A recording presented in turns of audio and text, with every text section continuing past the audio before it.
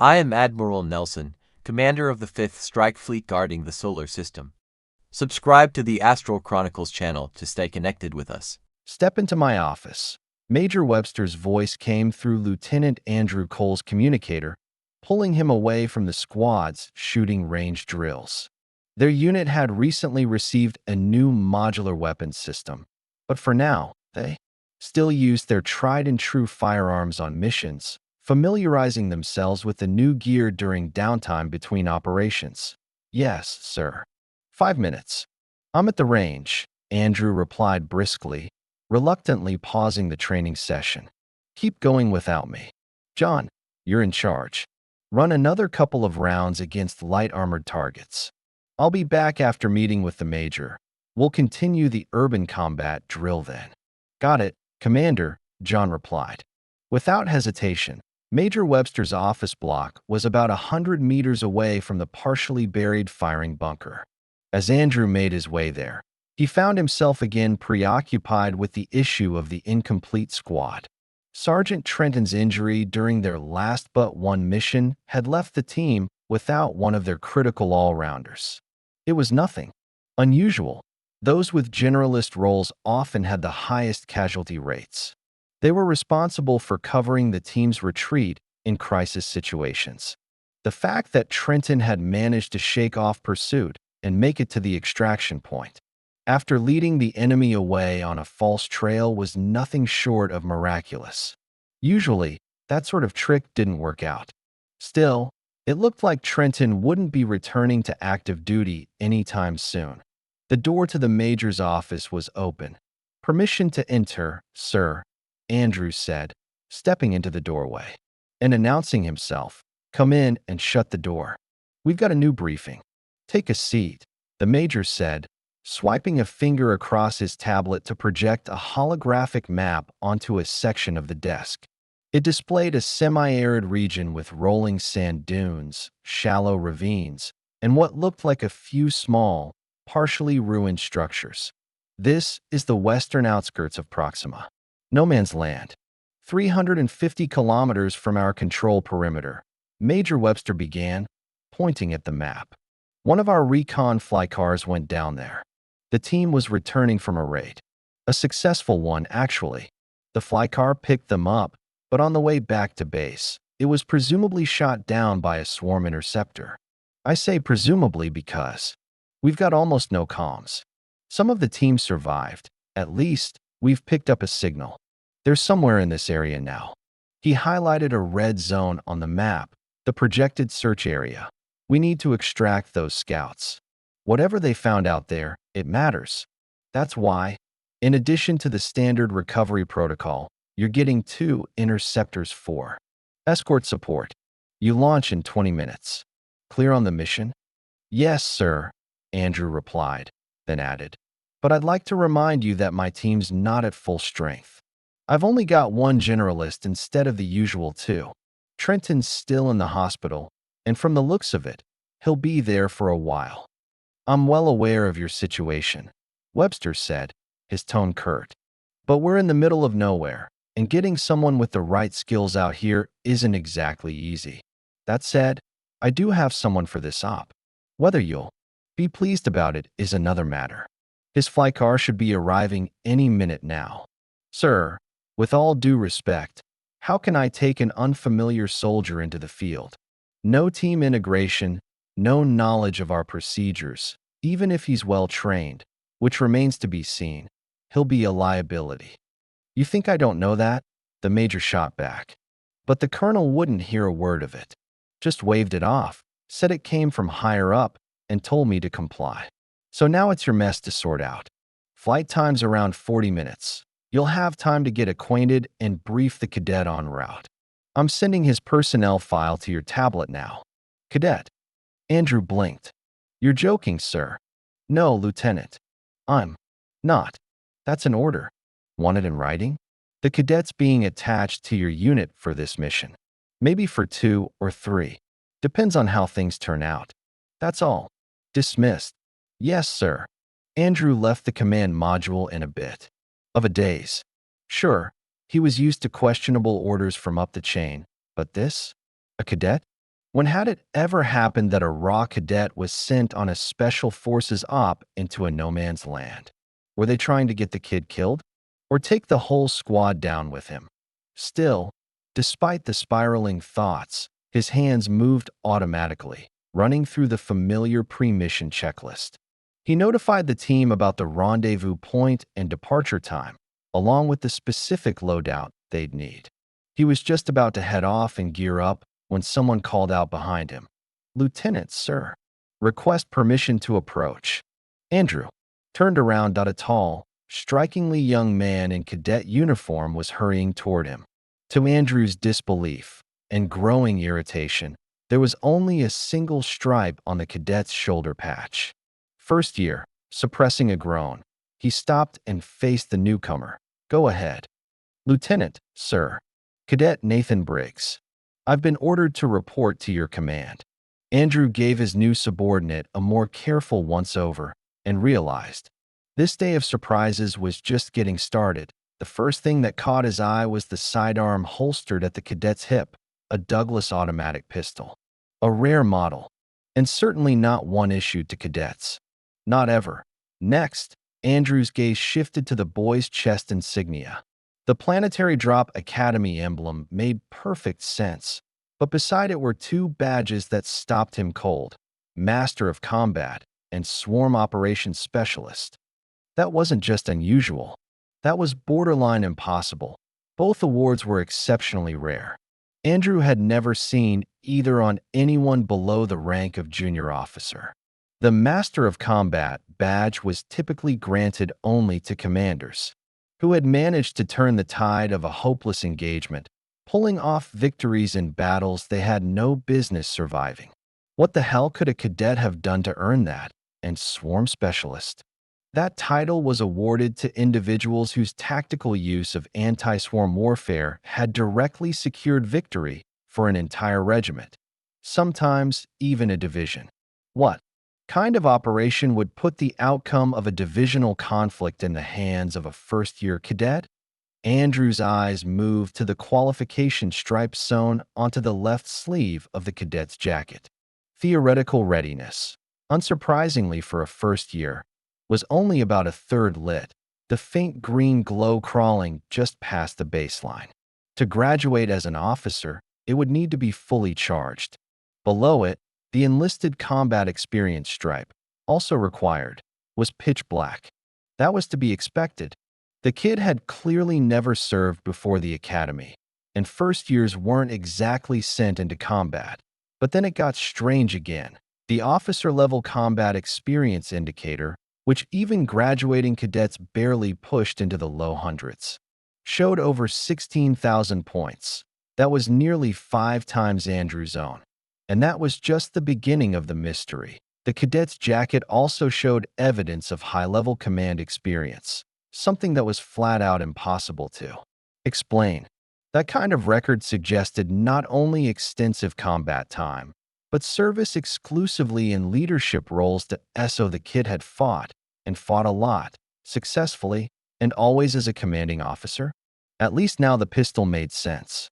The Master of Combat title gave the bearer the right to carry custom weapons and gear into the field.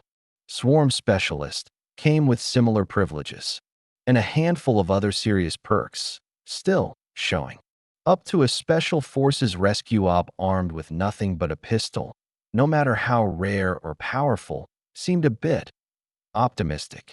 "Cadet, is that all the gear you've got?" Andrew gestured toward the pistol holster. "No, sir. My main kit is in the flyer." Another oddity. Even the top-performing cadets didn't get personal flyers. But at this point, that barely registered. "Fine. Time's short. Grab your things and be at Launch Pad 3 in 10 minutes. Stay off the dropship until I arrive. I'll introduce you to the team. We'll go over everything on board, including your loadout. Welcome to the unit." "Thank you, sir. Permission to proceed." Granted. The cadet headed briskly toward the launch sector, leaving Andrew standing there with more questions than answers. Who the hell was this kid, really? What made him so important that they'd tossed aside the entire standard protocol for integrating? new operators into the squad, and a first-year cadet, no less. But not just any cadet, judging by his awards and stats. Still, it was insane. You couldn't just drop someone like that into a Spec Ops mission, not without serious risk. Enough. He'd read the cadet's file. Later. Somehow. Right now wasn't the time. By the time Andrew reached Pad 3, Briggs was already waiting. And he didn't look remotely standard.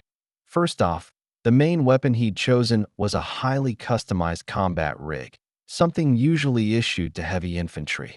The thing was a beast. It required an enhanced exoskeleton just to carry it, typically paired with full-body armor.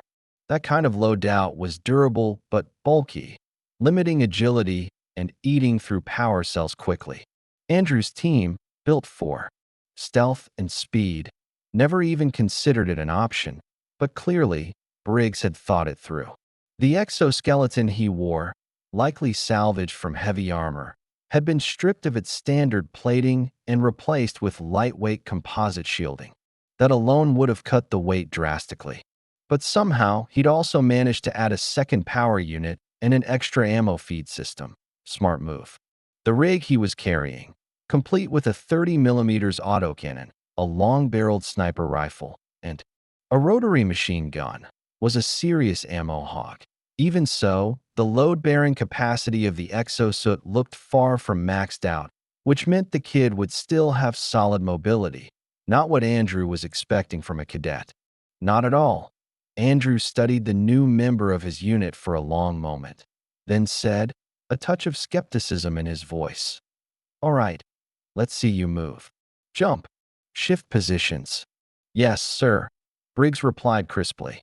He sprang upward, nearly 3 meters. In a blink, then landed and rolled left with surprising fluidity. The combat roll covered nearly 20 meters, ending with him sliding into cover behind a service vehicle. The barrel of his autocannon was already trained on an imaginary threat before he even finished moving. That'll do." Andrew's tone was neutral, but anyone who'd served with him for more than a week would have caught the subtle approval under the surface. "We'll see how that performs under real fire. Let's get on board." He led the way up the ramp into the troop bay of the dropship. The rest of the squad was already inside. They glanced briefly at the newcomer, then turned their questioning gazes to Andrew. "This is our reinforcement," he said evenly. "Cadet Nathan Briggs. He'll be filling in for Trenton." The faces around the bay registered a clear mix of confusion and disbelief. Finally, Sergeant Evans, the ranking NCO after Andrew, gave voice to it. "A cadet? Sir, did I hear that right?" "You did. But it's an order. We don't get to debate it. Briggs flies with us."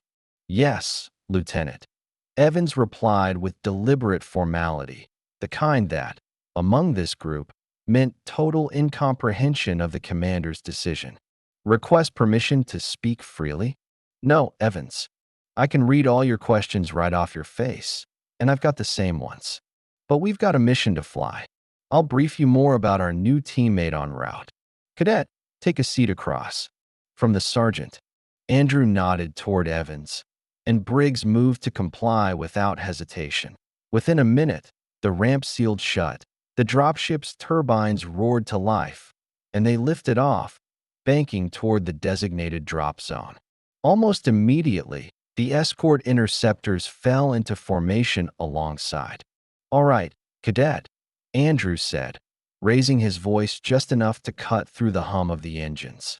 "Across from you is Sergeant Ivan Kent, my second-in-command and our scout. To his right, Corporal John Tate, our sniper. Next to him, Private Anthony Gessner, our all-rounder, and your peer, for now. On my right is Corporal Kay Shefferson, comms and tech specialist. And finally, Corporal Elijah Coppett, our medic." He gave them all a glance, then continued in the same crisp tone. "Your tablets now have the drop zone map. Red line marks the search perimeter where our recon flycar was shot down. Our mission's simple: locate survivors, provide medical aid, and extract them. Standard sweep. We drop in, comb the area, pick up our people, and get out fast. Rendezvous point with the dropship is on the far side of the perimeter. Questions? Permissions, sir? Anthony raised a hand. Go ahead. Who's babysitting the cadet? Anthony asked bluntly. That walking gun rack in his circus armor's gonna give away our position and slow us down. Plus, he doesn't know our signals. Or tactics. We'll have to spell out every order, verbally. And we all know how reliable our comms are. Andrew glanced toward Briggs, curious to see his reaction. The cadet remained perfectly composed, his face calm and attentive as he waited for the lieutenant's answer. Genuinely interested, it seemed, not defensive in the slightest. Andrew rubbed his chin and shifted his gaze back to Anthony. As I already told Kent, I don't have answers to a lot of your questions. We'll show the cadet our hand signals now.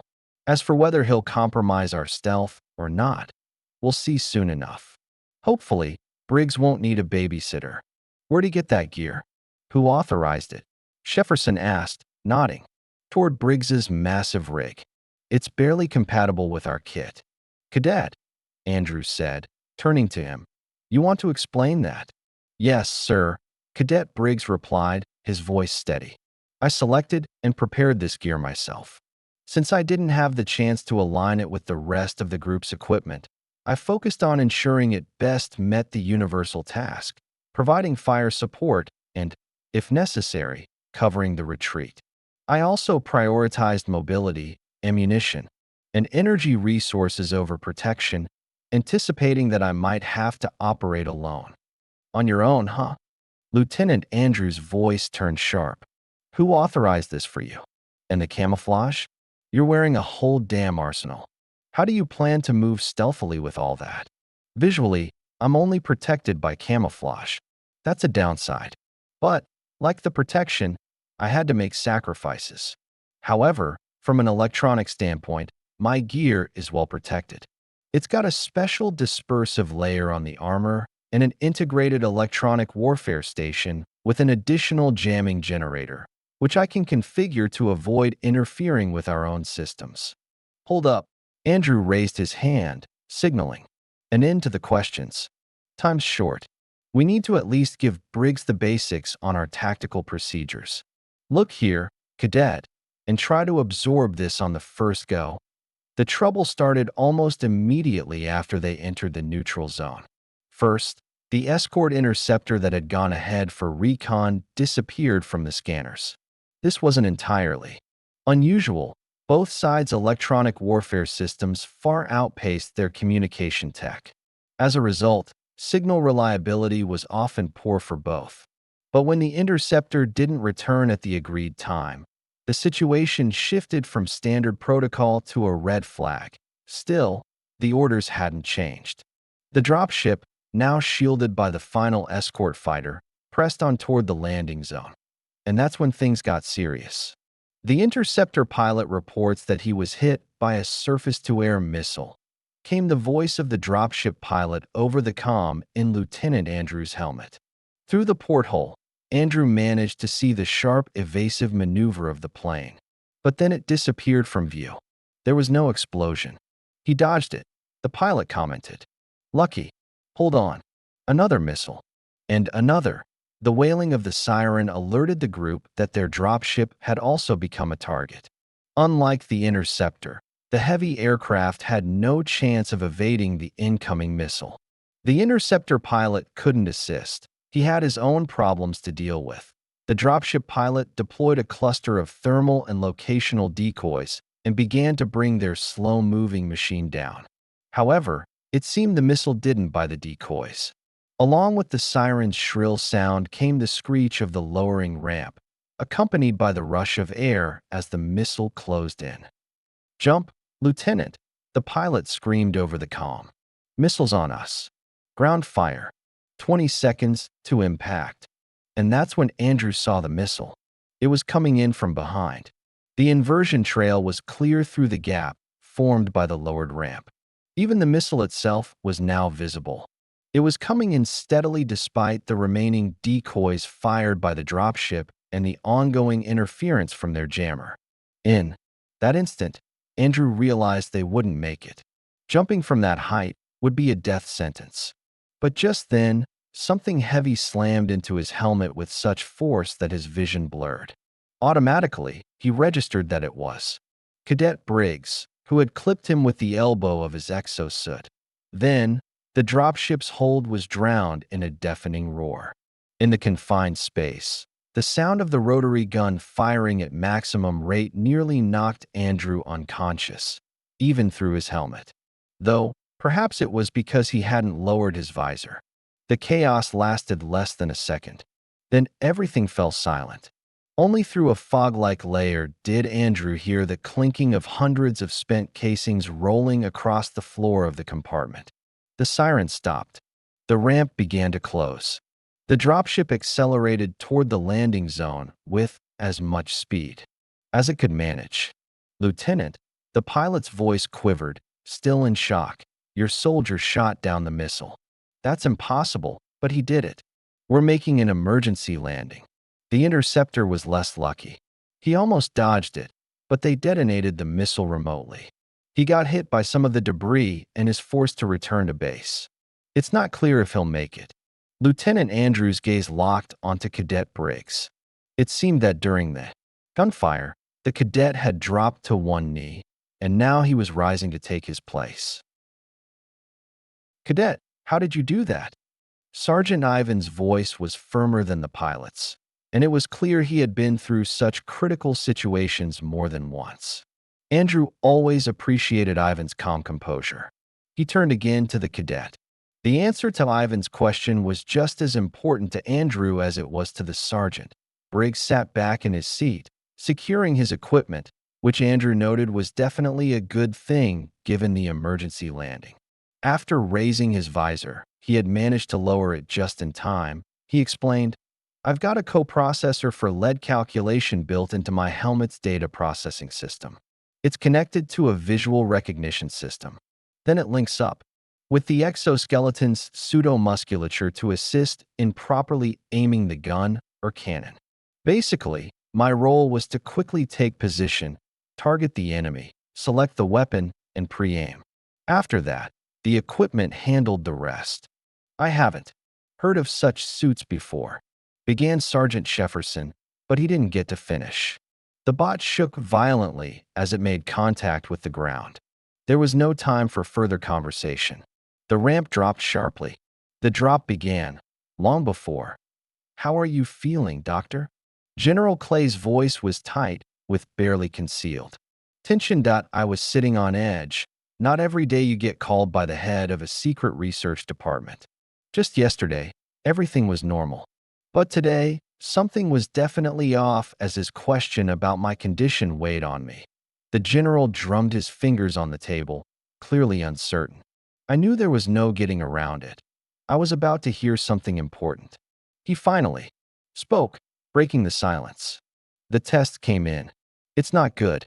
You have an inoperable brain tumor. And from what I gather, there's no way out." "Are you sure?" I asked, trying to keep my voice steady. The general paused, not sure how to respond. After a moment, he sighed and waved it off. "Let's drop the formalities. I've been told there's no hope. 1 month, maybe 2, you'll be fine. After that, it's over. I've been given orders to wrap up your work in a week. The higher-ups don't want their people dying on the job." I felt my heart sink. "General, I want to finish the exosuit project, the Roy prototype. We never got the chance to complete it, but it could be useful out there in space." The general seemed to think about it. His face remained unreadable, but I could see a glimmer of something, perhaps approval, in his eyes. "That's a good request, but it's a tricky situation. I can't promise anything, but I'll do what I can." For 20 days, nothing changed. I was still under medical surveillance, of course. Standard daily checkups, procedures. But by the way the doctors avoided looking me in the eye, it was clear they knew exactly what was coming. On the 21st day, the general returned. "Pack your things. No more lounging around," he said, his words sharp, though there was an undercurrent of discomfort in his voice. "I've got something for you." I raised an eyebrow, confused. "What do you mean?" Simple. There's still a chance for you. A slim one, but it's there. You've heard of the neuroaccelerators for captains, right? Yeah, I've heard. Some of them turned into vegetables after the procedure. That's true. The general nodded. But for you, this might be your only shot. But my contract. I started, but he cut me off. You won't be a scientist anymore. Your work has been valuable enough that they're willing to invest in a neuroaccelerator for you. But you'll be joining the Federation. No more science. Career. You'll start fresh, maybe in the Space Marines, and build your career there. I couldn't say I was thrilled with the idea, but I did feel a weight lift off my chest. It wasn't the future I'd imagined, but it was a future, and I was starting to feel like I needed 1.5 days later. We arrived at an underground base, where neuroaccelerator implantation surgeries were performed. The general tried to support me, but I could already feel my brain starting to fail, forgetting simple things, overlooking obvious details. A neurosurgeon was already waiting for us. Let's drop the ranks, Dr. Silk. Yes, of course. The colonel of the medical service looked at me with a question in his eyes. So, have you heard anything about neuroaccelerators? Only in general terms. I know your department is working on them. That's about it. Well, I won't go into deep details, but there are a couple of points I should clarify. The physical nature of this chip wasn't fully understood until recently. There's a lot of empirical data confirming the growth of new neurons, which helps ship captains with control and, most importantly, it increases reaction speed, allowing instant data transfer between different parts of the brain. Judging by your medical records, we'll be able to perform surgery on the tumor, and the neuroaccelerator should help keep your brain from shutting down. And how exactly is it supposed to help me? It'll stimulate your brain. It won't happen right away. The tumor has already eaten through a lot. We'll put you in a medically induced coma, remove the tumor, and implant the chip. And what if I die in the coma and never wake up? Highly unlikely. The chip stimulates brain activity and boosts the immune system. You'll most likely have a 2 to 3 week remission period. During that time, your recovery should begin. After that, you'll need to work off the contract. Then a military career awaits you, the doctor added. I'm not sure you'll become a ship's captain, but considering your contributions to our research on the swarm's tech, I think you'll have options. Doctor, are you technically ready? Nervous excitement was rising inside me, and it was taking all my self-control to keep it in check. Almost. We just need to fine-tune the equipment, and that can't be done without your direct participation. All we need now is your consent. Consent. I allowed myself a slight smile. You've got it. I woke up. My head wasn't just aching. It felt like it had been split open. The pain was so intense I actually wished to black out again. I didn't even try to open my eyes. I knew the light would only make it worse. There was a quiet click as the door opened, and someone stepped into the room, or maybe it was a hospital ward. I forced myself to crack one eye open. To my surprise, the pain didn't worsen. In fact, it eased slightly that I was lying on a narrow bed surrounded by bulky medical equipment mounted on stands and frames, blinking with dozens of colored lights. Transparent tubes and wires ran from them to my body. I was completely covered in sensors, injectors, and other devices that, judging by the occasional tingling in my muscles, were used for electrostimulation. There were 2 people entering. One was a middle-aged man holding a flat device in his hands. A young, attractive woman followed close behind. Both walked directly toward me. "How are you feeling, young man?" the man asked, looking at me intently. The doctor had warned me before the surgery that my memory and motor skills should remain intact, but the sensations were unlike anything I'd experienced before. "My head hurts, a lot," I managed to reply. Judging by the man's nod, I'd spoken clearly enough. "That's no surprise, Nathan. What is surprising is that you woke up at all. We didn't expect consciousness to return for at least 3 days. It's already been a week." "I understand, Dr. Hale. I said, recalling his name, and the fact that I could remember it made me feel a little more like myself. Can you do something about the headache, but keep me conscious? Of course. But honestly, Nathan, it would be better if you got some sleep. Olivia, prepare an injection. Dr. Hale, I said, trying to steady my voice. You know just as well as I do. Me waking up at all after an operation like this is already a miracle. Dr. Hale opened his mouth to object, then thought better of it. Olivia, no sedatives. Just the painkiller. Nathan, is there anything else I can do for you? Yes.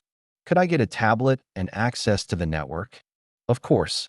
Olivia will bring it to you. And one more thing. I paused, listening to my body. Is there any way I could get something to eat? You're hungry? That's unusual. You've been on 4 nutrition for quite a while, so your stomach isn't used to real food. Let's start with a mug of vegetable broth, nothing heavier for now. Anything else? Thank you, Dr. Hale. That'll be all for now. After the injection, the headache eased, though not completely. While Nurse Olivia was off fetching the tablet and a mug of hot vegetable broth, I tried to pull everything I knew from memory and figure out what to do next, what direction to take within the contract. All right, let's tally up the assets and liabilities my body and I currently possess. So, I'm Nathan Briggs, 23 years old, 6 feet tall, always been on the lean side. And now, I pretty much look like a skeleton. Not a beauty, not a monster. Just average. Citizen of the Earth Federation. Permanent resident of the solar system. I was a student, or rather, I used to be, in a regular high school, then graduated from the Lunar Institute of Technology, where I got a job through a major government contractor. I studied the sworn enemies of humanity, how their defense systems worked, and how to crack them. That was my specialty. What else do I have going for me? Well, now I've got a neural accelerator implanted in my head. Supposedly, it's going to stimulate my brain and make me smarter. Huh. And here's the kicker. My research, given my current situation, no longer belongs to the corporation. I can patent it and profit from it. Joke's on them for firing me so quickly. My mom was a primary school teacher back in our hometown. We lived off her decent salary and the state support we received after my father died. But when I got sick, our savings vanished fast. The insurance didn't cover nearly everything. If the Federation hadn't covered the neural implant, I'd be in debt for life. Now, I just have to repay it through a service contract. The important thing is, I'm alive. The rest, I'll figure out as I go. I've got maybe 2 months left. 3, if recovery goes well. After that, it's time to fulfill the contract. And that's it. I don't really know how to do anything besides working with tech. Physically, I'm weak, and the illness didn't help. But what matters is pushing forward and deciding where exactly I want to serve the Federation. Sipping from the mug of surprisingly tasty hot vegetable broth, I wondered where to begin. I logged into the network. So, where are people in demand? Pilot. Not me. No chance. Medical or biochemical fields? Definitely not. But tech, especially dealing with the Hive's weapons and systems, we studied those, tried adapting them for Earth use. That's my strength. So I need to look where that knowledge applies. That really only leaves planetary assault units. Not a long life expectancy there. And I'm probably too old and too weak physically. Becoming a tech on a fleet ship doesn't sound appealing.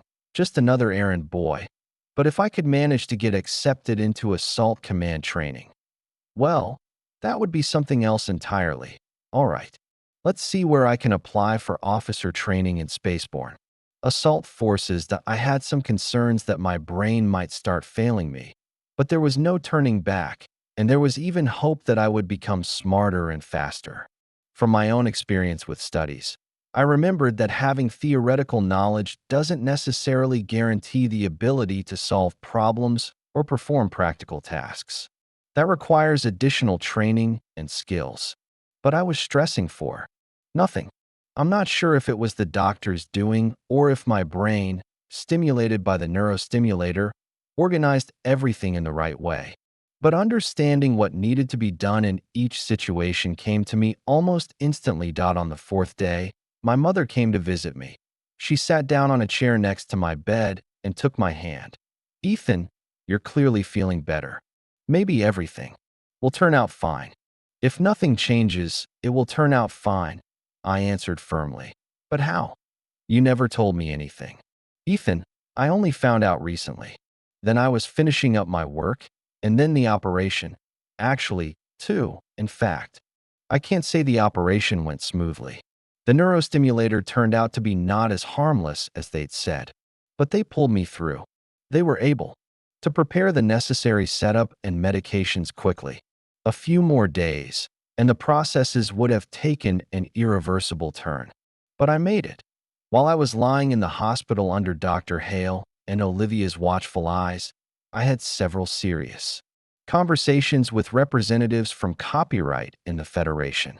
Now, some of my developments belonged only to me, and I was promised substantial royalties from them. It seemed that a career as a scientist opened up quite promising prospects for me. But that was only at first glance. The Earth Federation, despite being in a war with the Swarm for more than 20 years, was a rather amorphous entity. Since the days of the pre-space era, it had inherited a territorial division into several autonomies, which had once been independent states. Accordingly, space exploration was ostensibly a joint effort, but in reality, each colony was predominantly made up of either Russians, Chinese, Americans, Europeans, or Arabs. And the level of autonomy in the colonies was also impressive. The threat of attack, and later external aggression, was what had forced them to unite, thanks to the Swarm. However, separatist sentiments within the Federation remained in abundance, which was understandable given the essentially forced nature of its formation.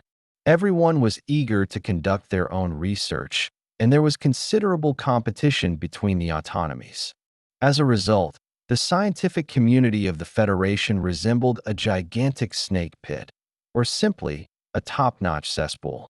With the knowledge in my head, I could have achieved a lot in the scientific world, but after signing the contract, that path was closed to me.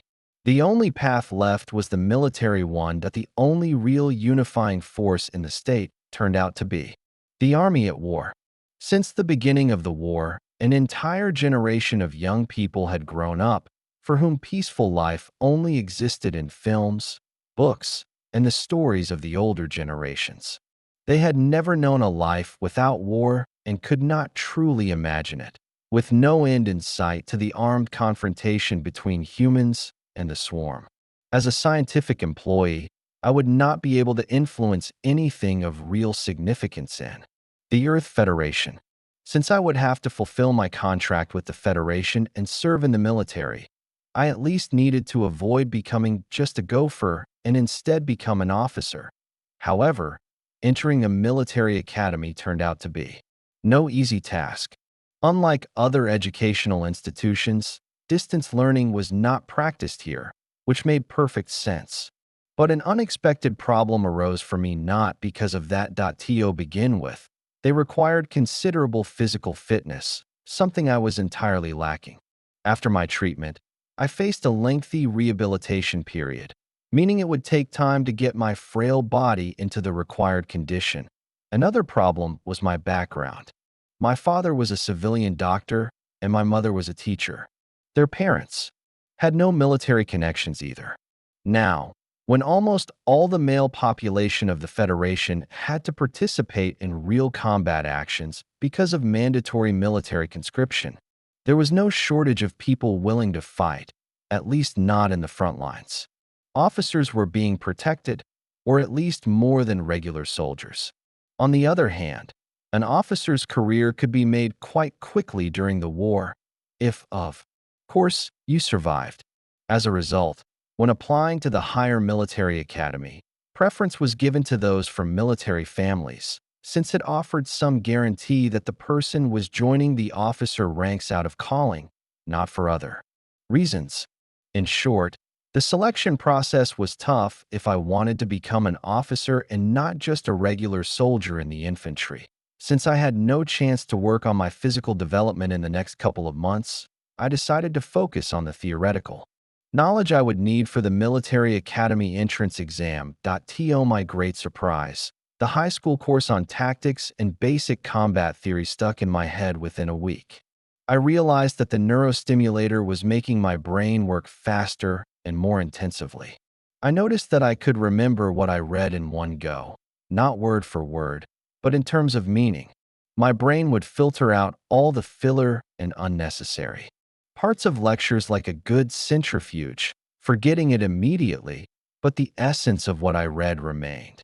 My reading speed increased fivefold. My eyes even started to hurt from such a flow of information. I decided to use my new capabilities cautiously, so I wouldn't burn myself out with the overdrive my brain was in. I started to keep track of time carefully and took regular breaks between my study sessions. My rehabilitation was nearing its end. Dr. Hale, who had become quite a close person to me over these nearly 2 months, told me that, in principle, I could be discharged. However, considering the complexity of the case, it would be better to stay a little longer. I refused. I was tired of being confined to the box, and the royalties had already started coming in. At the parking lot in front of the hospital, my personal flycar was waiting for me. I had bought it through the network, and it was delivered just in time for my discharge.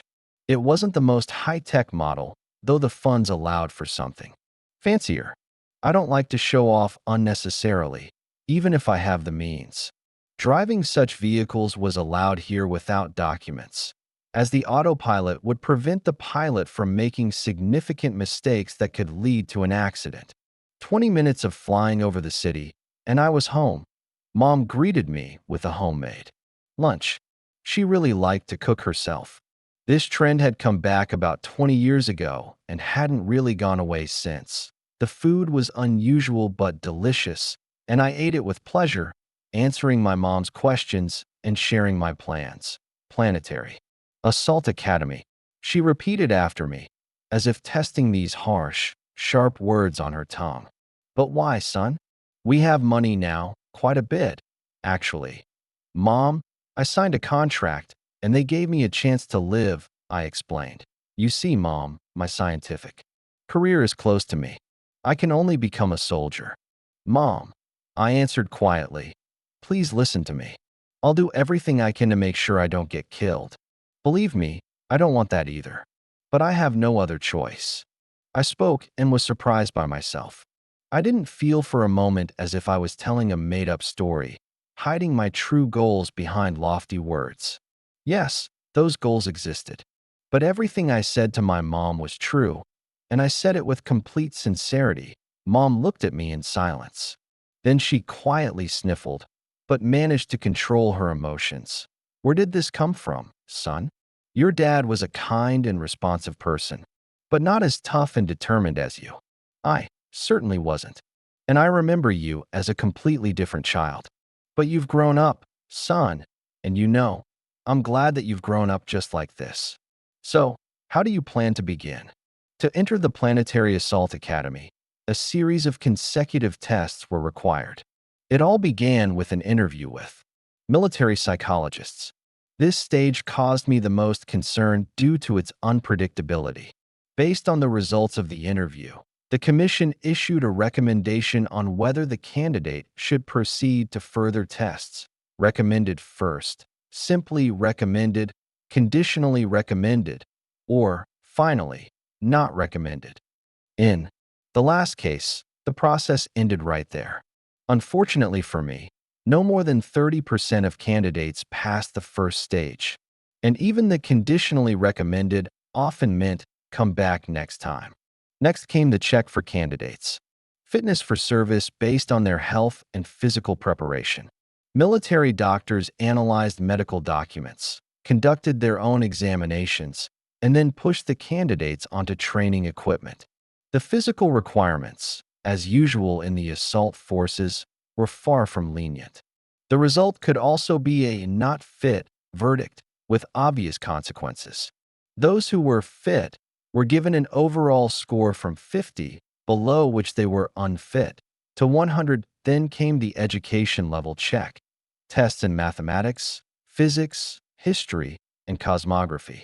The latter wasn't an issue for me, as my civilian research credentials were accepted in the military field as well. The Assault Academy was located on Titan. I arrived there by commercial ship a day before the tests began. I had already submitted all the necessary documents through the network. Titan, once colonized by the Europeans, didn't feel much different from the moon, except for the fact that Jupiter partially blocked the sky at night, and it was clearly visible during the day. Some people think Saturn is the most beautiful planet in the solar system, but honestly, I prefer Jupiter. Well, it's a matter of taste, of course. The artificial thermonuclear sun here was the same as the one on the moon. It orbited Titan, simulating a 24-hour day cycle and seasonal changes. The gravitic corrector embedded in the satellite's rocky layers maintained the classic Earth gravity, so residents felt no discomfort that AS expected. English was the primary language here. I settled into the academy dormitory. Surprisingly, the rooms were private, something I hadn't anticipated, but I didn't mind. The trip had worn me out, and instead of trying to cram in some last-minute reading for the interview, I collapsed into bed, following the well-known rule: you can't breathe enough before you die. In the morning, we were gathered in the hall, lined up in a column, and led into a waiting area. There were about 40 of us. Obviously, we weren't the full group. The applicant flow had clearly been split up to avoid overcrowding. I was a little surprised by how old-fashioned the process was. The door to the interview room would open from time to time, and a secretary would call on candidates by name. Perhaps it was just tradition. The results weren't announced right away. Each candidate would come out of the interview and return to their seat, waiting until everyone in the group had been processed that I was called in near the end. The secretary escorted me to a desk where 3 senior officers were seated, a colonel and 2 lieutenant colonels, all well past their 50s. Their service stripes spoke volumes about their combat experience and theoretical knowledge. This, I thought, was exactly what instructors at a military academy of a nation at war should look like. I snapped to attention. Candidate Briggs reporting for entrance evaluation, sir. Be seated, candidate. I sat down and braced for questions, but first I had to listen to a monologue from the colonel. So, candidate Briggs. A rather unusual case, I must say. 1 civilian academic degree. He nodded to the others. Gentlemen, take note. The candidate is fully qualified to serve as a pilot. And yet, here he is, applying to us. But that's not all. As far as we know, and we do know for certain, none of your ancestors ever served professionally in the military. What exactly are you looking for here, candidate Briggs? I had prepared for this question. I knew it would come, and I had chosen my answer long ago. Strangely enough, my conversation with my mother had given me the core of it. I have a personal score to settle with the ROI, Colonel. My father died in the Alpha Centauri system 6 years ago. A hostile destroyer torpedoed his transport ship during a firefight with our warships. We are aware of that, and we extend our condolences. The colonel replied in a voice utterly devoid of emotion. But such motivation is entirely insufficient for admission to our academy. We do not exist to satisfy anyone's desire for revenge, however justified it may be. Frankly, I believe that advancing the Federation's science, you could be of far greater service to our state than as an officer of the Assault Corps. Perhaps not directly, but indirectly, through new weapons and new technologies, you could take out far more enemies as a scientist than by shooting at them yourself or even leading a landing unit. Do you have anything to say in response, candidate? Yes, Colonel. I completely agree with your statement that enemies can be killed without using your own hands. But there are debts that must be settled face to face. It's not an argument, I understand that, but it is my position. That all. Permission to continue, sir? I waited for his nod before proceeding. I earned my degree for one reason only. I'm drawn to technology, and I'm good at it. My team has already achieved a lot. And if it weren't for the contract, maybe we would have done even more. But thanks to my knowledge, I now have a chance to apply it directly in combat. The colonel turned to one of his subordinates. Is that true? Yes, Colonel. Candidate Briggs is listed as one of the co-holders of a patent for a method of scanning ROI systems and retrofitting them. Continue, Candidate. I have a goal, Colonel, and it's not an academic career. I want to end the war with the ROI, end it in my lifetime, and end it in total victory. I want to see our troops land on their homeworld and take it. And my goal is to lead that landing operation myself. Well, humility won't be the death of you, Candidate. One of the lieutenant colonels remarked dryly. These aren't empty words, sir, I replied calmly. I know how to set goals and achieve them. Just look at me. The colonel gave me a long, scrutinizing look. Gentlemen, any further questions for Candidate Briggs? I believe we've heard enough, Colonel. In that case, you are dismissed, Candidate. I stepped out of the examination room, the door swinging shut behind me as the next candidate was ushered in. Well, I'd done what I could. Now there was nothing left but to wait for the rest of the interviews to finish and find out the result. The last applicant left the room about 40 minutes later. Then there was another half hour of silence before we were called to assemble for the announcement of the results. The colonel stepped forward, tablet in hand, and began reading off names and final assessments. The forums hadn't lied. Most candidates were marked not recommended for admission. About 5 people received recommended with reservations. And judging by their faces, even that rating felt like a small triumph. 3 guys and 1 girl, each of them already looking like future assault troops, earned a plain recommended. That left just 2 of us uncalled, me and a tall, blonde guy who had gone into the room near the beginning, Candidate Peterson. The colonel said, glancing up from his tablet, "The commission has postponed a final decision regarding your admission, pending further review of archived records related to your interactions with the Chicago police. A final verdict will be issued tomorrow at this time." The blonde kid looked crushed. Apparently, those interactions had indeed occurred and hadn't done his record any favors. Candidate Briggs, the colonel said, meeting my eyes. The commission reviewed your case with particular care and has concluded that your personal qualities may prove valuable to the Planetary Assault Corps. Final verdict, recommended for admission with highest priority. As I stepped out of the academy gates, someone called out my name. I turned around and saw 3 guys and a girl approaching, those who had received the recommended rating. I stopped and waited for them to catch up. "I'm Inga," the girl said in English. "And these are my friends, Mike, Stephen, and Chun. We trained together back on Earth, in Canberra." "Nathan," I replied, recalling that there was an infantry NCO academy in Australia. "So you're already sergeants?" "Damn right," barked the big guy with the broad, round face, one that didn't strike me as particularly troubled by excessive intelligence. "We're senior sergeants. Spent 2 years at the Australian School of Mobile Infantry. Graduated top of our class. Our parents are officers, and our recommendations to apply here were well earned." "And you? Who the hell are you?" "You're a civilian." "Stephen," Inga cut in sharply, "cool it. We just wanted to ask." "No, let him answer." Stephen took a threatening step forward. "Tomorrow we've got more tests, and one of our guys, someone who actually earned his shot, might lose out because of this civilian hotshot." Chin placed a firm hand on Stephen's shoulder, and Mike grabbed his elbow. "Stephen, stand down," Mike said tensely. "If you throw a punch at the academy gate, we'll all be packing our bags before the next test even starts. Just wait. If Briggs bombs the tests, there's nothing to worry about. And if he doesn't, well, you'll have plenty of chances to ask your questions later." Stephen shrugged off Chin's hand.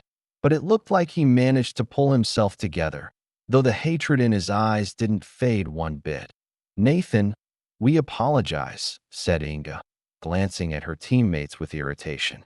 "We were just curious what made the commission pick you.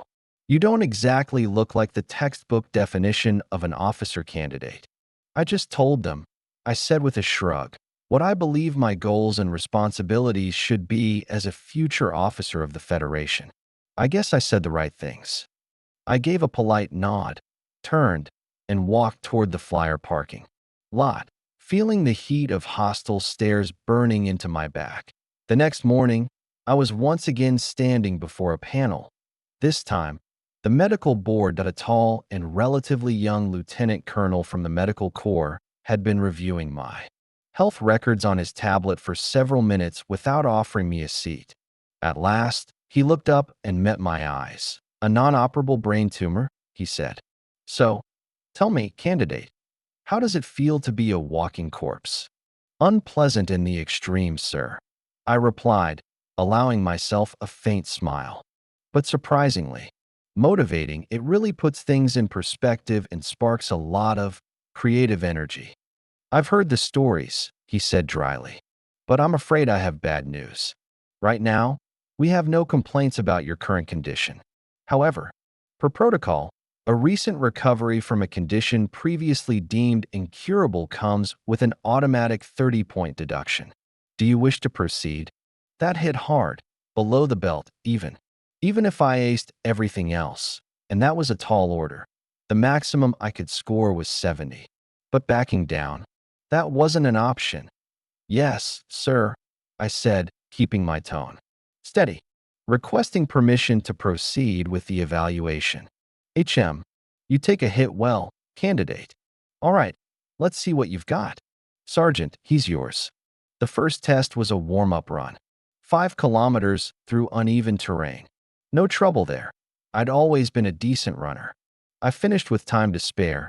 Then things got tougher. I was given barely a minute to catch my breath before the sergeant had me move straight to the pull-up bar. I managed 20 solid reps, respectable. But as soon as I dropped down, it was time for push-ups. I pushed through 53 before my arms gave out. If I'd been fresh, I probably could have hit 60. Then came the hardest part, strength tests. Lifting and throwing heavy objects. Always my weak spot. The barbell loomed before me like an old enemy. I barely managed to press the minimum qualifying weight. My muscle type, as I'd learned the hard way, was great for bodyweight endurance, long distance. Running, swimming, martial arts, just about everything a good assault trooper needed. Except brute force. And now brute force was what they wanted. Maybe the lieutenant colonel was right. Maybe I wasn't fully recovered from the illness yet. But I pushed that thought aside. It wasn't going to help me now. The next phase tested my aim and reflexes. I was handed a weighted training grenade, shaped and balanced to match the real thing. The exercise was simple. Targets, rectangular panels about the size of a human torso, would pop up from the ground at varying distances, and I had 1 minute to hit as many as I could. And that's when my body surprised me again that I'd never thought of myself as particularly skilled in this area. But now, every throw struck dead center. Over and over. The problem was range. My throws couldn't quite reach the farthest targets. Fortunately, those only made up about 10% of the total, but they cost me precious seconds. They didn't retract immediately when missed, so I had to wait for another, closer one to pop up. Still, I was satisfied with the outcome. The sergeant watching seemed impressed too. His approving nod said more than words. What followed was a series of tests for flexibility, balance, vestibular function, and overall coordination. Those I handled with steady confidence. And then came the final challenge, a sparring match with a live instructor. The sergeant explained the rules. They weren't trying to injure or kill me, but beyond that, there'd be no mercy. The instructor's attacks would ramp up in intensity over time. My objective was simple: last as long as possible. Stay inside the marked zone. Don't get knocked out. And if I couldn't go on, I could tap out, Surrender, especially if. The instructor locked me in a submission hold. The tests were conducted one-on-one, so I had no idea how the others had fared. The sergeant led me to the center of a six-sided platform. Just a grassy clearing, its borders marked with clean white lines. A single bench stood to the side, empty for now. That was it. I decided to use the quiet to my advantage. A quick warm-up, focusing on flexibility and loosening up my knees and ankles. Then I spotted the examiners approaching. There were four of them, an unfamiliar major in field fatigues, and the trio who had conducted my initial interview, as the officers made their unhurried approach to the ring. I kept stretching. Only when they were close enough did I snap to attention and report by the book. Still warming up, candidate? The colonel asked after acknowledging my report. Good. This is your instructor, Major Steinitz. You know the trial conditions. Yes, sir, I replied without hesitation. Let me remind you, any lethal or disabling strikes are to be simulated, not delivered at full strength. A properly executed simulated kill shot will be considered a win for the instructor. Beyond that, you're allowed to do anything necessary to remain combat capable for as long as possible, without stepping outside the marked zone. Understood? Yes, sir, I repeated firmly. Then let's begin. Major, your call. Steinitz gave me a measured look. I returned it, not blinking. He raised an eyebrow slightly, though maybe I imagined it. Take your positions at opposite ends of the ring, the instructor ordered, pointing me to my corner. We start on my command. There were about 8 meters between us. I studied him closely, trying to gauge his style. He had maybe 2 inches on me and carried an extra 30 pounds of solid mass. Beneath the loose cut of his field fatigues, I could see the movement of trained muscle, smooth, deliberate. But that fluidity was deceptive. It carried the tension of a coiled spring, the promise of sudden violence. In the months before admission, I had pushed my body as far as it would go. I lacked flexibility, coordination, even basic muscle strength. Endurance was a whole other battle. The poor, overworked body of Nathan Briggs, once just a mild-mannered civilian researcher, had never imagined the kind of punishment it was about to endure. That I dragged myself through every workout like an animal crawling out of a trap. The local gym I joined after rehab broke me down daily. I'd limp home in silence, sometimes practically on all fours. My mom would shake her head sadly at first, but with time, I started catching glimpses of pride in her eyes. A quiet hope, maybe even joy.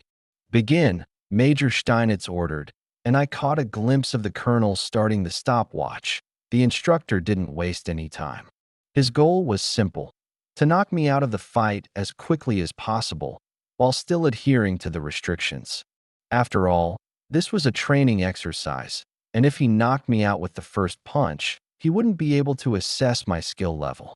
So, he started with a relatively slow two-handed strike aimed at my head. I evaded it, stepping back, not counterattacking. There was no point in showing my full potential right away. Trying to beat such a seasoned fighter would have been reckless. The second attack came faster, but still not at full strength. For now, Steinitz was sticking to straightforward moves. He wasn't feinting. He was simply coming at me from different ranges. This time, he led with a leg kick to my thigh, followed by a hand attack to my head and torso. I managed to pull my leg out of the way just in time, but that put me dangerously close to the edge of the ring, so I had to move sideways to evade the following punches, opening the distance. I didn't counterattack again. Not yet. I figured it was wise to mirror his pace, showing just enough of my capabilities to block the current threat. It seemed Steinitz had met his fair share of tricky candidates before. The next attack came, nearly twice as fast as the last, preceded by a feint, mimicking a hand strike to my head. This time, I had to get serious. I dodged the deceptive strike to the right, barely avoiding the sweep that followed by lifting my planted foot. The fast punch to the liver, though, I couldn't avoid, so I had to block it. After the block, The distance between us closed to almost nothing, and to keep the Major from continuing his assault with potentially disastrous consequences for me, I had to strike back. I threw a side elbow to his shoulder. Such strikes are effective against heavier opponents, as they can be surprisingly strong. My aim wasn't necessarily to hit him hard, but to push him away and break the distance. Apparently, Steinitz wasn't expecting that. He saw the strike coming and deflected it by shifting slightly to the side, but the movement forced him to stop his attack, which was exactly what I was hoping for, that we broke apart and moved to the middle distance again. Major Steinitz began shifting his weight, making quick feints in different directions, trying to force me toward the edge of the ring. He had noticed my passive behavior and was attempting to provoke me into an offensive move, hoping to catch me with a counterstrike or a well-timed riposte when I inevitably exposed myself. I understood that I couldn't keep retreating forever. By my estimation, the fight had already lasted about a minute. A soft beep from the colonel's tablet confirmed my thoughts. In essence, I had met the minimum required time, but a heavy penalty of 30 points for the surgery I'd undergone still hung over me like a looming concrete slab, an operation that, even after healing, was still capable of haunting me. Clearly, the first minute of the fight had given Steinitz the freedom he needed. He was pushing me more insistently now, not allowing me to break free into open space. Well, I could perform feints too. With a quick, short step, I closed the distance and slightly lifted my forward leg, pretending to strike at his torso. I wasn't actually planning to hit him, and Steinitz, being the seasoned fighter that he was, recognized this. Instead of evading the fake strike, he decided to act preemptively, stepping forward himself. He crouched slightly, protecting his right side from my left leg, just in case I decided to throw a punch, even a light one, and then he delivered a sharp, straight punch to my solar plexus. It turned out that he really was a master. I couldn't fully block the punch, but I managed to shift just enough to avoid taking the full impact. Steinitz's fist grazed my ribs, not hitting anything vital, but the pain in my side exploded nonetheless, and the worst part was that my position was still precarious. There was no way I could retreat. The edge of the ring awaited me. Moving left was awkward because of the strange stance I had put myself in while trying to avoid his strike. I was hesitant to move right, too, as I feared a counterattack from his leg or a quick spinning punch that would have been easy for him to land from his current position. So, my only real option was a close-range counterattack against a much heavier opponent. That usually meant defeat, but this wasn't a sporting competition. Here, I could do anything, as long as I controlled the force of my blows. That I struck quickly, delivering 3 rapid jabs to pressure points on his neck, collarbone, and armpit. I put all the speed my still undertrained body could muster into those strikes. The Major immediately recognized the threat and dodged sharply, not allowing me to land a clean hit. But in doing so, he disrupted his stance, which was exactly what I had aimed for with my desperate attack. Instead of going for the expected 4th jab, I pushed with an open palm to his chest. Had I done this earlier, I wouldn't have been able to budge him, but now, with his balance slightly compromised, I succeeded in pushing him back. Steinitz didn't lose his footing entirely, but he had to take a step back, which opened a clear path for me to escape. A quick jump to the right, followed by a roll, brought me almost to the center of the ring. Sure, a kick landed on my back as I moved, but since his leg was following my body, it lacked force, and I wasn't winded. I quickly jumped to my feet and turned to face him. Major Steinitz smiled, nodded at me, and then turned to face the commission. "Colonel, candidate Briggs has passed the test. We're not planning to kill him, and if we don't kill him, he'll just keep running from me around the entire arena." Didn't expect that, the colonel remarked, making a note on his tablet. "But, of course, Major, you know better." Then, looking at me, he added, "You're free to go, candidate. The result will be announced later." As it turned out, My duel with Major Steinitz had saved me from an immediate trip home. The highest score for that fight allowed me to score 53 points in the medical and physical fitness test. Not just low, but very low. My chances of becoming a cadet were rapidly slipping away. The general knowledge exams were held over the next 4 days. The level of difficulty in mathematics and physics was enough to make me smile. The examiners didn't bother me with many additional questions, seemingly fearing that I knew the subject much better than they did. They must have read the documents from my file, and their fears weren't unfounded, but I behaved extremely politely, not showing off my level of knowledge. Why put people in an awkward position and make unnecessary enemies? It seemed my behavior was appreciated, as I easily received the highest scores in both exams. That I had no issues with cosmography and history either. But of course, there was no chance of me matching the professors in these subjects. Nevertheless, they were satisfied with my knowledge. The final decision from the admissions board was announced the day after the last theoretical exam. Based on the results, each candidate received an integrated score that summarized their performance across all tests, along with bonus points for additional knowledge and skills. The passing score was determined based on the number of available spots at the academy. In our case, it was 282 points. A lot, really, but there were 8 applicants for every available spot.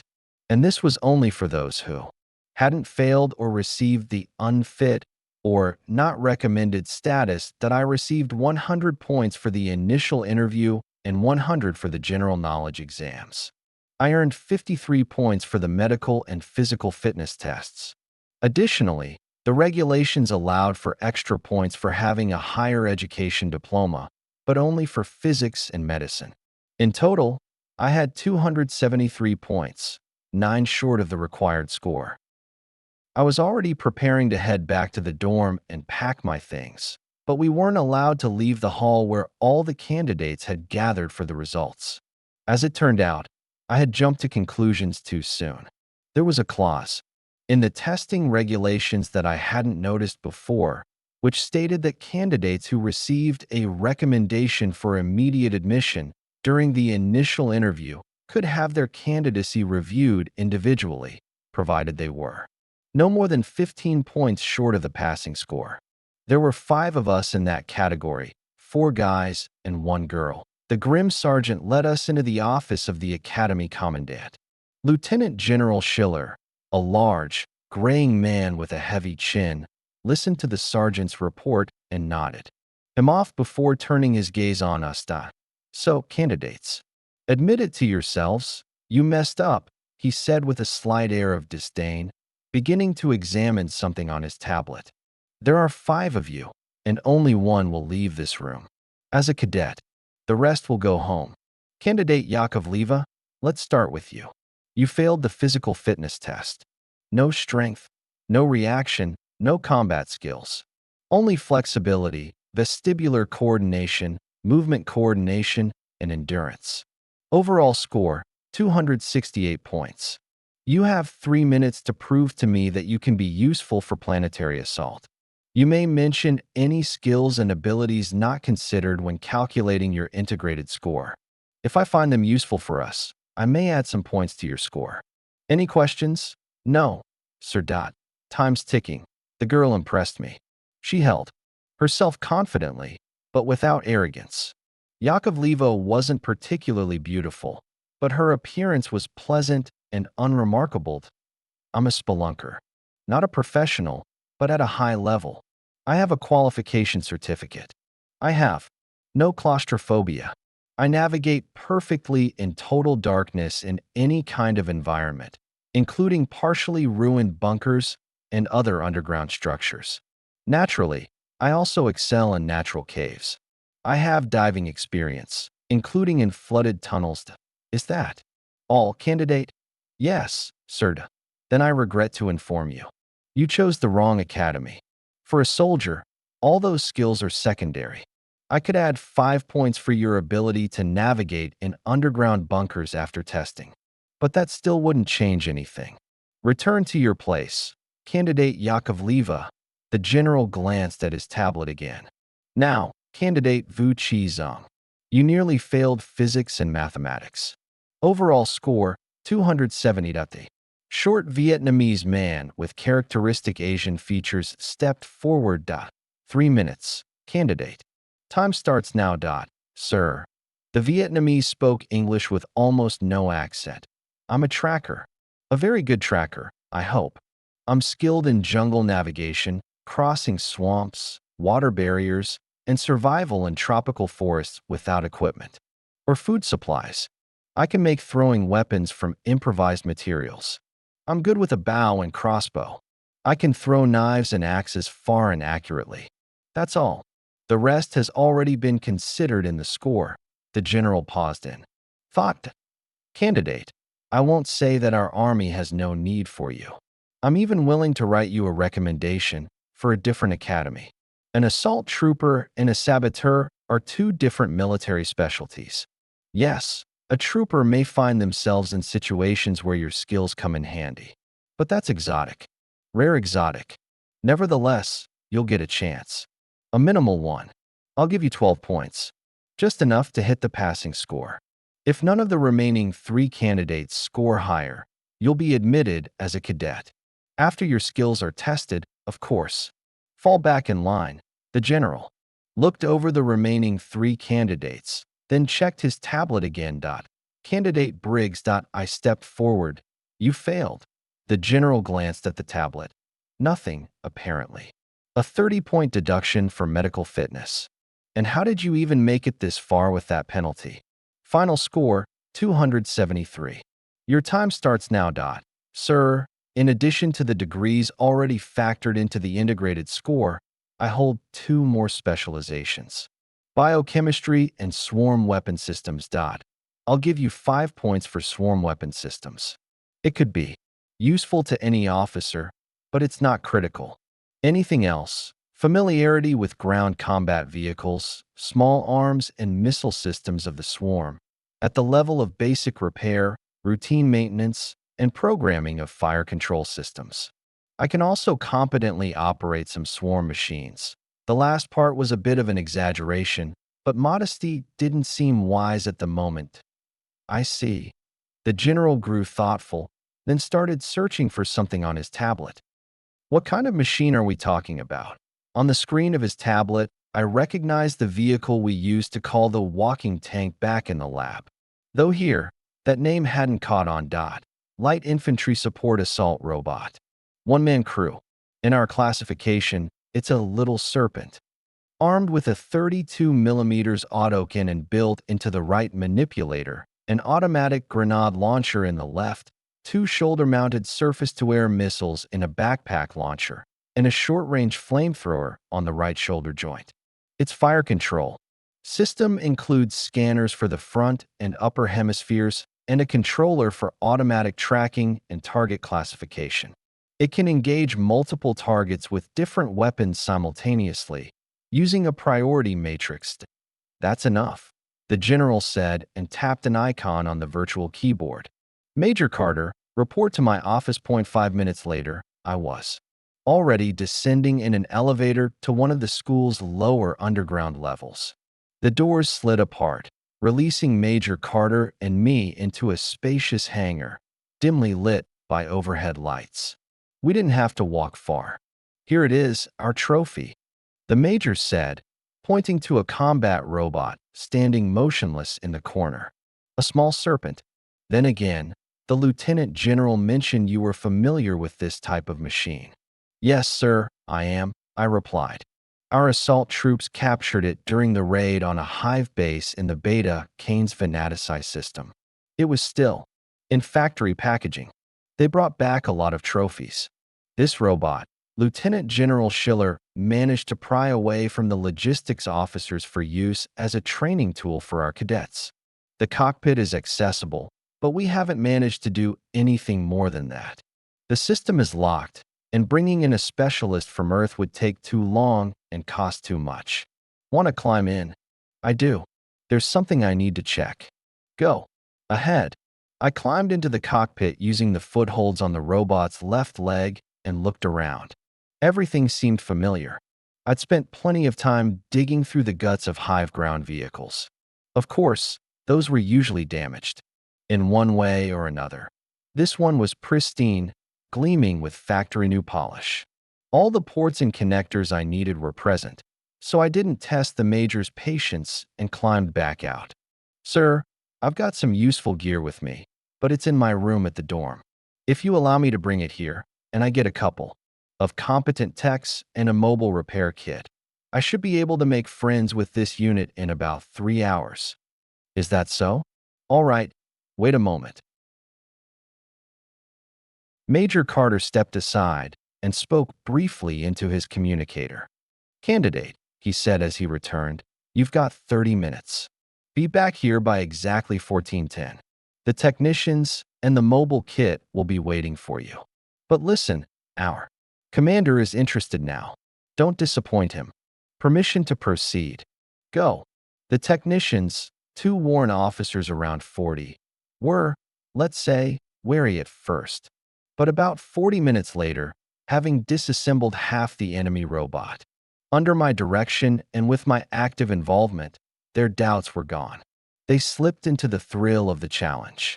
These guys clearly loved their work, and the opportunity to tame and domesticate an alien machine seemed genuinely exciting to them. But as soon as we reached the connections I needed, I pulled out a device I'd cobbled together back in the lab on the moon. Carefully, I began attaching adapters to the Serpent's technical ports. With these in place, I could now connect standard human interface blocks to the robot's inner systems. Blocks that translated my custom-written code into a command sequence the Hive machine would accept without issue. My program exploited a small vulnerability in the access system through the maintenance ports. The Hive had focused primarily on making sure no one could control the robot from inside the cockpit without proper digital keys. But during field repairs, it wasn't the interface ports in the cockpit that were used most often. It was the technical access ports inside the body of the machine. That's exactly where I'd connected my system.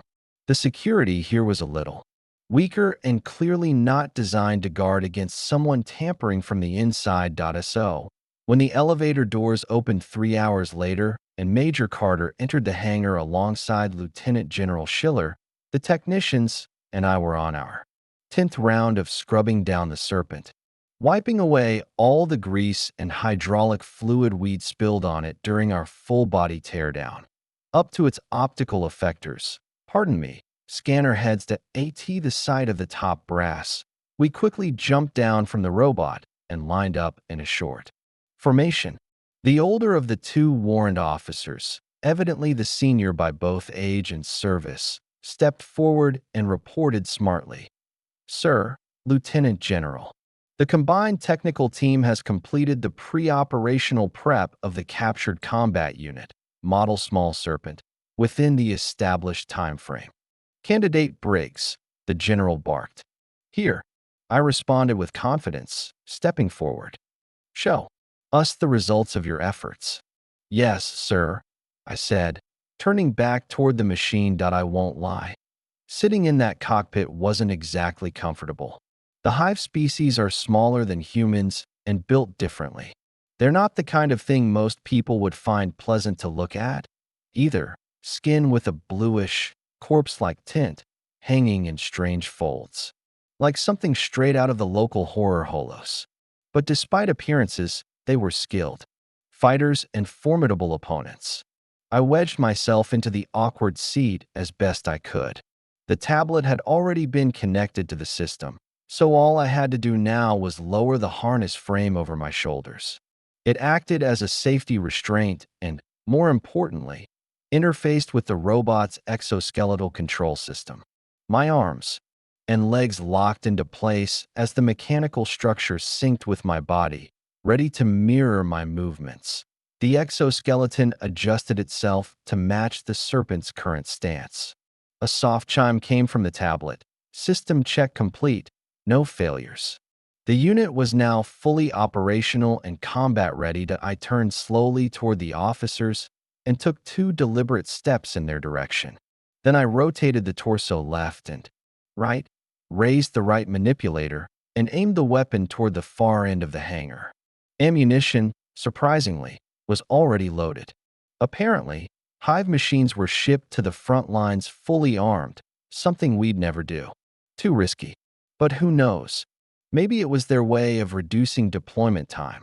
Not that it helped this particular unit much in the end that I spent a few more minutes strutting around, striking intimidating poses and showing off the robot's full range of motion. I was about to return the unit to its original position when the general raised a hand, signaling me to stop. He issued a quiet command to the technicians, and they hurried off to the far end of the hangar. Moments later, they returned carrying 4 protective helmets, in response to a remote signal. The hangar's far wall slowly slid open, revealing a long, wide corridor, about 200 meters in length, ending in a solid barrier.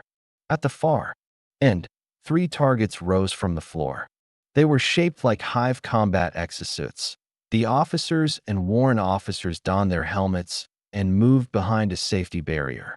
The general gave me another hand signal, this time pointing toward the targets that I'd never fired the trophy weapon system before, but in a setting like this, you'd have to work hard to miss. The general was clearly more interested in weather. I'd brought all the robot systems fully under our control. Fair enough. Time to put on a show for them. And for myself, I moved the Serpent into firing position. The Hive combat interface still annoyed me. Their vision was surprisingly similar to ours, but their perception, that was something else entirely. Back in the lab, I'd had to spend a long time adapting to it. The targeting system looked like a chaotic tangle of overlapping, multicolored circles and polygons drifting in space. Anything but intuitive. But habit is a powerful thing that I raised the right manipulator and fired 2 single shots from the cannon. The outer targets exploded into fragments under the force of the shrapnel shells, leaving behind nothing but twisted shards on the concrete floor. For the center target, I didn't hold back. I used a grenade, having already done the math on whether the explosion would be safe for the observers. The result was satisfying. There wasn't even a scrap left of the central target. A delayed shockwave rolled back through the corridor, dampened by distance, and gave the robot a slight jolt to the chassis that I returned the Serpent to its original position, climbed out of the cockpit, and jogged over to the officers. "Lieutenant General, sir." "At ease, Cadet Briggs," the general interrupted. "Thank you for your service." "Serving the Earth Federation, sir," I replied with practiced cheer, feeling a wave of relief wash over me. "Wrap up your civilian affairs, Cadet. You have 2 days. A copy of your enlistment order and the rest of the details will be sent to your tablet." Dismissed. I returned to the dorms in high spirits. Fortune hadn't passed me by after all. Still, there was a shadow over the victory, an awareness that, without a bit of luck and the right circumstances, I might never have made it in. That was something I had to remember going forward. I couldn't afford to fail, which meant I couldn't afford to depend on luck either. But as I thought that, I knew it was more wishful thinking than truth. Chance plays too great a role in a person's life. Sometimes, waiting for the perfect opportunity isn't the answer. Sometimes, you have to take a risk and win, or lose. But at least you won't spend the rest of your life wondering what could have been to my thoughts were interrupted by a quiet voice behind me. "Cadet Briggs, do you have a moment?" I turned around. Standing casually in the shadow of a decorative plant, leaning against the hallway wall, was Chun, one of the guys who had held back his hot-headed friend outside the academy gates. "Sure, Chun. What's on your mind? You really shouldn't have gotten off on the wrong foot with Steven, Cadet. I didn't pick a fight with him. Honestly, I don't think I even got the chance to say anything at all. Mike, Steven's best friend, the one who was with us that day, he didn't make the cut. He's headed back to Earth now. That leaves Steven, Inga, and me, and now you. Steven's furious. He keeps bringing you up. Thinks Mike didn't get in because of people like you." "You think that too, Chen?" At some point, we'd shifted to first names. I didn't mind. Of course not, he said with a faint smile. But Stephen and I go way back. We're both from the Australian Academy, and I'd rather not see him get himself expelled because of a conflict with you. I'm asking you to tread lightly around him. He's volatile, emotionally unstable. The only people he treats with any sense of restraint are senior officers or old friends, people like Mike and Inga. And his father's an admiral. Hi, Command. Keeps a very close eye on Stephen's progress and steps in when necessary. Well, thanks for the heads up. But why are you telling me all this? Chin smirked. You really have no idea what Stephen's capable of when he loses it. When he fixates on someone with that kind of pure, undiluted hatred, he'll twist himself inside out just to make their life hell. Problem is, he usually makes his own life hell too, and drags down anyone close to him. I've been through it. More than once. I don't want to go through it again. So if you can, don't provoke him. But hey, it's your call. Chun, maybe it's not my place to ask, but with all that, why are you still sticking around him? Let's just say I owe him a debt. One that's not so easy to repay. So I'm not going anywhere. Not yet. And if it ever comes down to open conflict, don't count on me to take your side, or even to feel sorry for you. Huh. Well, at least you're honest. I chuckled. I won't make any promises. But I hear you. That's all I was hoping for. Good luck, cadet. Chin gave me another brief smile and strolled off slowly, heading toward the stairwell. How does the morning begin for a first-year cadet in any proper military academy across human space? That's right. Wake-up call, hygiene procedures, and a morning run that smoothly transitions into physical training. Right before our group entered the lecture hall for math class, a drill sergeant pulled me aside. Cadet Briggs, by order of the Academy Commandant, you're exempt from attending math and physics classes, he informed me, having led me a few steps away from the others. Instead, during lecture and seminar hours for those subjects, you're assigned to Majors Carter and Steinitz. I'll escort you to your first individual session. We took the elevator down to the familiar hangar where the combat mech, Roy, stood waiting. Beside it stood Major Carter. The sergeant handed me over to him and went off to continue his duties. The major greeted me with a faint smile. Cadet Briggs, congratulations on your admission to the academy. I didn't get a chance to say that in person earlier, he said, and to my surprise, extended his hand for a shake. I'd been all set to snap to attention and shout the standard, serving the Earth Federation, sir. Thank you, sir, I said, shaking his hand. You'll understand everything shortly, cadet. Today's lesson will be a little unconventional. I'm not going to teach you anything, at least not for now. You'll be doing the teaching. Wouldn't you agree it's a little absurd that, in this entire military academy, the only person who knows how to operate the combat mech assigned to it is a first-year cadet? Not an instructor, not a professor, not even a technician, a cadet. That's a situation we're going to fix. Ready? Yes, sir. Drop the formality, cadet. It's just the two of us here, and I'm authorizing you to speak to me plainly. It'll make the training go smoother. In that case, sir, could I ask you to speak to me informally as well? I'm just more used to it. Sorry, no can do, Carter said with a grin. I always address those I'm learning from with respect. Let's get started, cadet. I'm ready, but I'll need access to your tablet to install the necessary software. And I'll also need my specialized gear. It's in my room. Major Carter turned out to be a solid student. He picked things up quickly. I didn't try to teach him how to bypass the mech security systems. Our focus was on piloting, target acquisition, navigation, weapon systems, and everything else a combat pilot needed to know. Carter deliberately took his time, never hesitating to ask questions when something wasn't clear. Pilots of Federation-manufactured mechs were usually trained using simulators, highly advanced ones that closely mimicked real battlefield conditions.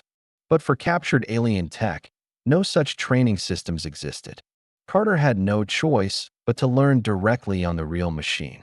And since the cockpit was built for a single operator, I had to guide him through the comms while standing outside. Still, by the second training session, Major Carter cautiously maneuvered the snake around the perimeter of the hangar. By the end of the fourth, he was confidently driving it in any direction, including reverse and lateral movement. And after a week, he could make it jump and change course sharply on command. He was getting comfortable with the machine. During the second week, we focused entirely on mastering the weapons systems. Carter managed to get us clearance to use the Academy's remote live-fire range, which was located nearly 400 kilometers from the city and required a dropship flight to reach. But once there, we had an absolute blast. Honestly, the field practice did me good as well. There was no shortage of ammunition. Turns out the trophy crew had looted plenty from the same warehouse where the assault team had captured Roy that we burned, through targets using the cannon and grenade launcher, both stationary and while moving, against fixed and mobile targets. Lieutenant General Schiller was generous enough to provide 4 mock-ups of enemy atmospheric attack jets, Eagle class, and Major Carter and I gleefully took turns blowing them out of the sky with backpack-mounted missile launchers by the end of the second week. As we returned from the range, I looked at Major Carter, who had the satisfied look of a cat that just polished off a bowl of cream, and said, "Sir, I think I've taught you all I can. You're piloting the little snake just as well as I can now." "Well, that's debatable," he replied, clearly pleased with my assessment. "But you're right, cadet. From here on, I can keep improving on my own. And Major Steinitz has already asked me twice when he can finally get his hands on Cadet Briggs. So you'll be reporting to him tomorrow." "Yes, sir.